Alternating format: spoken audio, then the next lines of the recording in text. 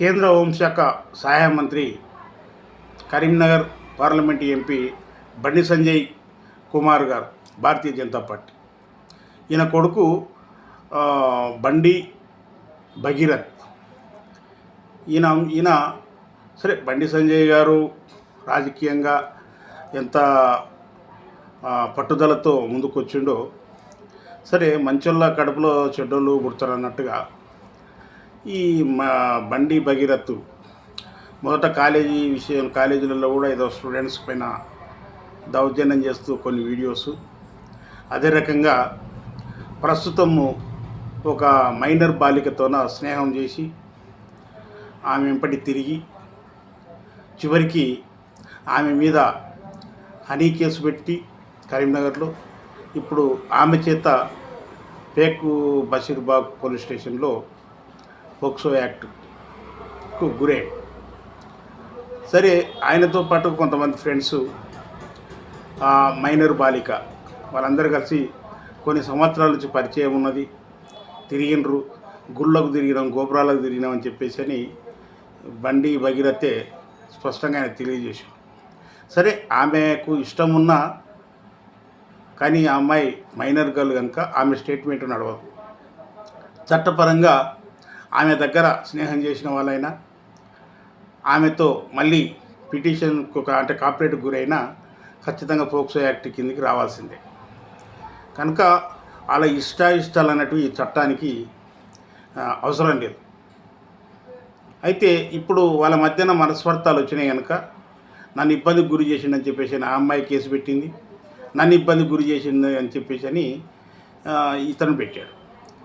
ఏది ఏమైనా అది జరుగుతున్న సమయంలోనే రాష్ట్ర ముఖ్యమంత్రి మరియు హోంశాఖ మంత్రులైన గౌరవ ముఖ్యమంత్రి రేవంత్ రెడ్డి గారి మీద బీఆర్ఎస్ పార్టీ, ప్రధానంగా ఒక మాజీ police officer RS Praveen Kumar గారు, అదే రకంగా కొంతమంది బీఆర్ఎస్ మాజీ మంత్రులు, ప్రస్తుత కొంతమంది ఎమ్మెల్యేలు కాంగ్రెస్ పార్టీ తప్పు చేసింది, కాంగ్రెస్ పార్టీ ఒత్తాసు పలుకుతుందని చెప్పేసి అని మాట్లాడుతూ ఒకటి గుర్తుపెట్టుకోండి. కేసు నమోదైనమడే పోలీసులు కేసులు రిజిస్టర్ చేసిన తర్వాత 15 రోజుల దాకా విచారణ చేస్తారు. ఈ పోక్సో యాక్ట్ కనుక, ఈ పోక్సో కేసులో ఏదైతే పేక్ బషీర్బాగ్ పోలీస్ స్టేషన్లో కేసు నమోదైందో దాని విషయంలో అమ్మాయిది స్టేట్మెంట్ జడ్జి ఎదురుగా తీసుకోవాల్సిందే, 164 రికార్డు చేయాల్సిందే, దోషులను ఖచ్చితంగా అరెస్ట్ చేయాల్సిందే, రిమాండ్ చేయాల్సిందే. అయితే పోలీసులు చెప్తున్న అంశం ఏంటంటే ప్రధానమంత్రి నరేంద్ర మోడీ గారు వస్తారు కదా, కనుక ఆ బీజీలో మేము ఉన్నామని చెప్పేసి అని మాట. ముఖ్యమంత్రి గారు దీన్ని అలసత్వం చేసిన ముఖ్యమంత్రి అంటే చాలా పోలీస్ స్టేషన్లో కేసులు నమోదవుతున్నాయి. ప్రతిదాన్ని ముఖ్యమంత్రి గారు కలగజేసుకుంటారా? ప్రతిదాన్ని ముఖ్యమంత్రి గారు పట్టించుకుంటారా? కాదు కదా. కావాలని అంటే బీఆర్ఎస్ పార్టీ ఏంటంటే రాజకీయ లబ్ధి కోసం ముఖ్యమంత్రి గారి పైన ఎక్కడ చూసినా ఏం జరిగినా ముఖ్యమంత్రి గారి కారణం, ఏం జరిగినా ముఖ్యమంత్రి కారణం, ఏం జరిగినా ముఖ్యమంత్రి కారణం అన్నట్టుగా వీళ్ళు వేస్తున్నారు. మాజీ పోలీస్ అధికారి అయిన ఆర్ఎస్ ప్రవీణ్ కుమార్ గారికి తెలియదా? ఆయన పోలీసు డ్యూటీ చేసిండు. దరఖాస్తులు ఇచ్చినప్పుడే, పిటిషన్లు ఇచ్చినప్పుడే ఎన్ని గంటల్లో అరెస్ట్ చేసిండ్రు మీరు? ఎన్ని గంటలలో మీరు శిక్షించిండ్రు? ఇప్పుడు కేసు క్లోజ్ చేసినట్టు కాదు కదా. 8వ తారీఖు నాడు పిటిషన్ ఇచ్చిండ్రు, 9, 10, 10వ తారీఖు నాడు ప్రధానమంత్రి రాయనే వచ్చే ప్రధానమంత్రికి మళ్ళీ మీరు కలిసి బీఆర్ఎస్ పార్టీ వాళ్ళు కలిసి ఒక ఫిర్యాదు చేసిండ్రా? మీ కేంద్ర మంత్రి బండి సంజయ్ కొడుకు ఇట్లా రకంగా చేసిన కనుక దాన్ని మంత్రి పదవి నుంచి బర్తరఫ్ చేయండి అని ఉద్యమం చేయాలి. కానీ ముఖ్యమంత్రి గారి మీద వాడు ఏడవలేదు. ఇంకోటి, ఈయన చట్టాలు కొంత ఒక అడుగు ముందుకేస్తూ చట్టాల గురించి చెప్తున్నాడు ఆర్ఎస్ ప్రవీణ్ కుమార్ గారు. ఆర్ఎస్ కుమార్ సార్ బాగానే ఉంది, ఎంత బాగానే ఉంది. కానీ మీరు ఒక మాజీ పోలీస్ అధికారి, మీరు ఇలాంటి కేసులు ఎన్నో చూసారు. మీరు అధికారిగా ఉన్నప్పుడు ఎంత సీరియస్ యాక్షన్ తీసుకున్నారు? మీరు అధికారిగా ఉన్నప్పుడు మీరు ఎస్పీగా పనిచేసినప్పుడు అనంతపురంలో పరిటాల రవి మర్డర్ కేసు జరిగింది. దాని విషయంలో ఎంత తొందరగా మీరు దోషులను అరెస్ట్ చేసినారు చెప్పాలి. అంటే మీరు కావాలని ఒక రాజకీయ పార్టీలకు వెళ్ళినంత మాత్రాన మీరు కాంగ్రెస్ పార్టీ మీద బురదలే, ముఖ్యమంత్రి గారి మీద బురదలే ప్రయత్నం చేస్తే అది చాలా తప్పు. ఎందుకొరకంటే మీరున్న హయాంలో కూడా చాలా కేసులు జరిగినాయి. కానీ మళ్ళీ మీరు అలసత్వం చేస్తున్నారని చెప్పేసి అంటే ముఖ్యమంత్రి గారు ఒకానొక దశలో దీని మీద ప్రెస్ మీట్లు పెడుతూ మైనర్ బాలికల మీద ఇట్లా అఘాయిత్యాలు జరుగుతున్నాయి అని చెప్పేసి అని ప్రెస్ మాట్లాడాడు. ఎన్ని కంటిన్యూగా జరుగుతున్న సమయంలో ప్రభుత్వం ఏం చేస్తుందని. ఇప్పుడు బండి సంజయ్ గారి విషయంలోనే క్లియర్ ఒక ముఖ్యమంత్రి, సాక్షాత్తు ముఖ్యమంత్రి దిగొచ్చి ఏం చేసిండ్రు పోలీసు వాళ్ళు 8వ తారీఖు నాడు దరఖాస్తు ఇస్తే ఏం చేసిండ్రు మీరు అని చెప్పేసి అని పోలీసు వాళ్ళను కోపపడ్డ సంఘటన ఈ కేసులో మనం చూస్తున్నాం. వెంటనే ఆ కేసు విషయంలో విచారణ చేయడానికే కుకట్పల్లి డీసీపీ గారిని స్పెషల్గా నియమిస్తూ, అదే రకంగా మహిళా అధికారిని నియమిస్తూ ఖచ్చితంగా ఈ కేసు విషయంలో నిగ్గు తేల్చండి, దోషులను ఖచ్చితంగా శిక్షించాలి. వాస్తవానికి ముఖ్యమంత్రి గారు అంత కిందికి దిగి మాట్లాడవలసిన అవసరం లేదు, కానీ మీరు కావాలని అతని మీద మాట్లాడతారు. కానీ ఆయన మీరు మాట్లాడినా యాక్షన్ తీసుకుంటాడు, మాట్లాడకుండా యాక్షన్ తీసుకుంటాడు. ఫర్ ఎగ్జాంపుల్ ముఖ్యమంత్రి అయిన తర్వాత రేవంత్ రెడ్డి గారు కొన్ని సంఘటనలు మీకు చెప్తా. నేరాల విషయంలో సినిమా యాక్టర్లను వదిలిపెట్టలే, డ్రగ్స్ కేసులో ఉన్న వాళ్ళని ఎవరిని వదిలిపెట్టలే. సినిమా యాక్టర్సు అల్లు అర్జున్ గారిని వదిలిపెట్టాడా నేరం జరిగితే? అదే రకంగా మన డ్రగ్స్ కేసులో చాలామంది పొలిటీషియన్లు దొరికారు. అంతేందుకు తెలుగుదేశం పార్టీకి సంబంధించిన ఒక ఎంపీ కూడా దొరికింది, వదిలిపెట్టిండా? ముఖ్యమంత్రి గారు నేరం చేసిన సంఘటనలలో ఎంత పెద్దవాళ్ళు ఉంటే గానా అంత తొందరగా ఎక్కువ రియాక్ట్ అవుతాడు. ఖచ్చితంగా ఏమింత మనం సైలెంట్ ఉన్నా అది న్యాయం సక్రమంగా జరగదేమని. కనుక ఇప్పుడు ఈ హడావిడిలో ఉన్నారు.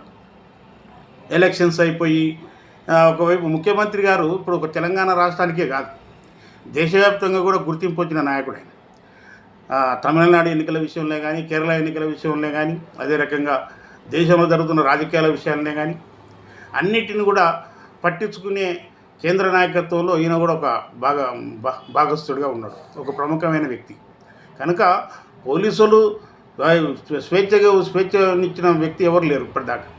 పోలీసులకు ఫ్రీ హ్యాండ్ ఇచ్చి కేసుల విషయంలో, దోషుల విషయంలో కఠినంగా శిక్షించాలని చెప్పిన వ్యక్తి అది ఎవరన్నా అంటే అది మన రేవంత్ రెడ్డి గారే. కనుక ప్రతిపక్షాలకు ఏం పని అంటే, ప్రతిపక్షాలంటే ప్రధానంగా మరి బీఆర్ఎస్ పార్టీ, వీళ్ళకి ఏం పని లేదు.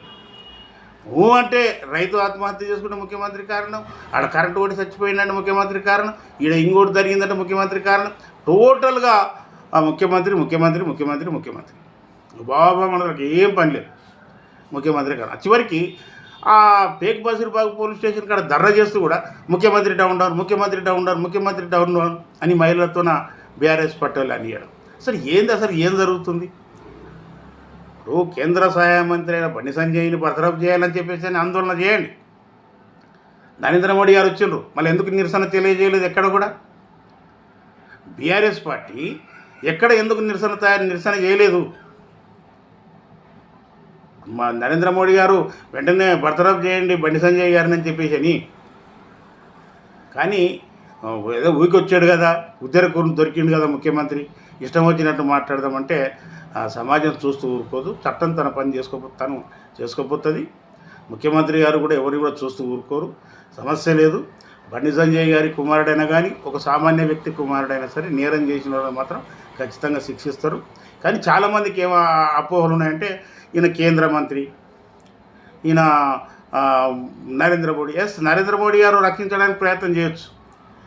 భారతీయ జనతా పార్టీ కేంద్రంలో అధికారంలో ఉంది కనుక రక్షించడానికి ప్రయత్నం చేయొచ్చు. కానీ కాంగ్రెస్ పార్టీ ఇక్కడ అధికారంలో ఉన్నది, ఇక్కడ ఎవరిని కూడా రక్షించే పరిస్థితి లేదు. ఇంకోటి అధికారంలో ఉంది రేవంత్ రెడ్డి గారు. మీరు గుర్తుపెట్టుకోండి, ఒకసారి ప్రతిపక్షంలో ఉన్నప్పుడు అనుకుంటాను, వీళ్ళ బామ్మర్ది విషయంలో, అక్క కొడుకు విషయంలోనే ఏదో డ్రగ్స్ దానికాడ దొరికిండు అనేదో మాట్లాడితే రేవంత్ రెడ్డి గారిని బదారు గుంజాలని చూసారు టీఆర్ఎస్ అప్పుడు.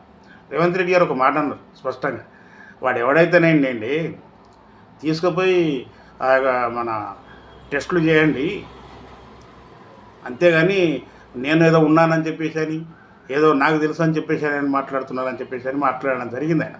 కనుక ఒక నిజాయితీ పరుని మీద మాట్లాడడం అంటే ఆకాశం మీద ఉమ్మించినట్టే గుర్తుపెట్టుకోండి.